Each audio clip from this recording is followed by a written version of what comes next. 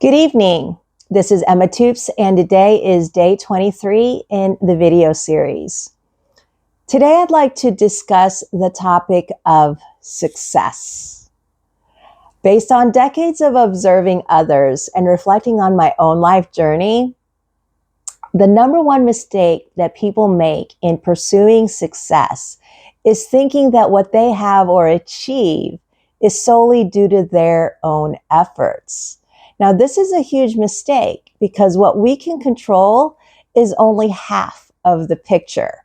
It is ourselves. The other half is often outside of our control because it's within the environment. And there's so many things that we cannot control within the environment. And some interesting research that backs up my assertion that this idea of success is based solely on your own efforts is a misconception is that success is based approximately on 12% of your technical knowledge. And it's over 85% on your relationships. So with these ideas in mind, I invite you to consider a new understanding of success. Success relies on understanding what you can control, and that's primarily yourself and how you show up and respond to the things that you encounter and the things that happen to you. And then the other part of success is on influencing what you can't control, which is often within the environment or it's related to other people. Now, here are a couple of personal examples to help you better understand this idea. In 1999, I was assigned to the 2nd Infantry Division headquarters. This is in South Korea, and I was the division chemical planner. And this was an interesting, very unexpected assignment for me because in 1999, I was a first lieutenant promotable.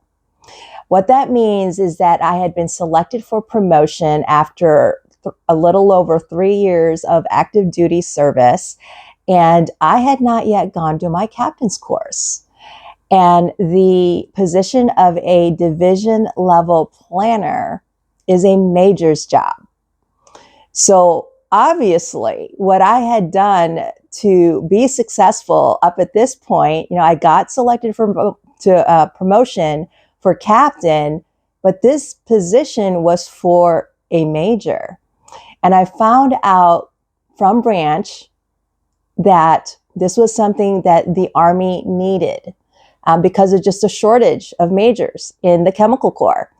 And I was not ready for it. I knew I wasn't ready for it. So did they, but there it was. Okay. So what did I do to resolve this challenge? Okay. To be successful. It wasn't because I knew enough. I hadn't gone to the captain's course. A planner at a division is someone normally has over 10 years of experience in their career. And often they've gone to a major's course that we refer to as the Command General Staff College. But there's a process that I wasn't really familiar with yet because of not having gone to my captain's course yet. It's called the military decision-making process.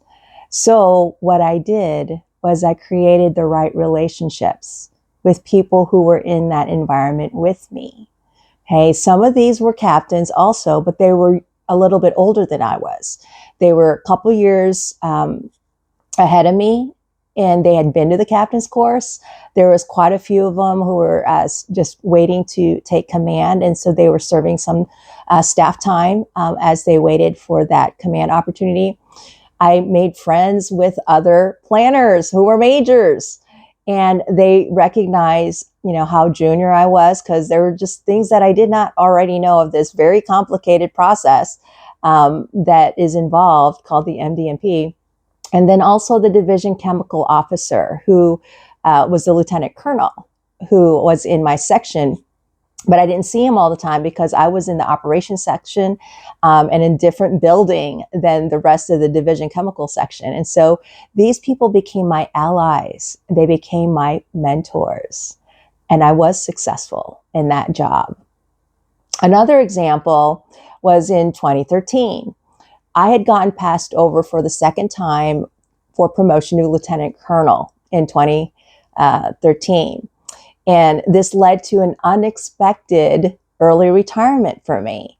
I retired as a major with 17 and a half years in service.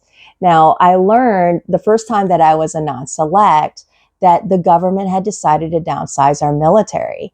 So again, this decision wasn't necessarily because of anything that I did or did not do to have the decision be what it was. But the system had changed. The chemical branch was overstrength in lieutenant colonels. So kind of the opposite problem from when I was assigned in a position where I was not ready for it.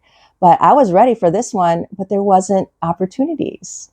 So it was not necessarily my fault. I might have been selected for promotion if the military was not downsizing. But what did I do?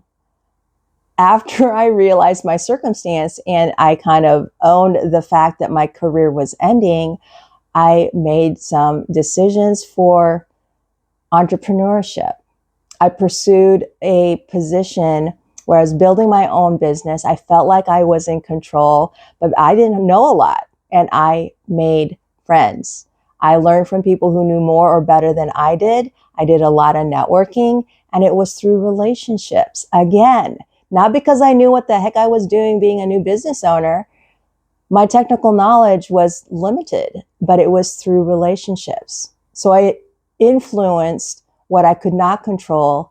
I controlled me. So think about that next time you think that your success is being sabotaged. You are being put in opportunities that you're not ready for. That's okay. You can't control everything, but you can control you and your response to these things.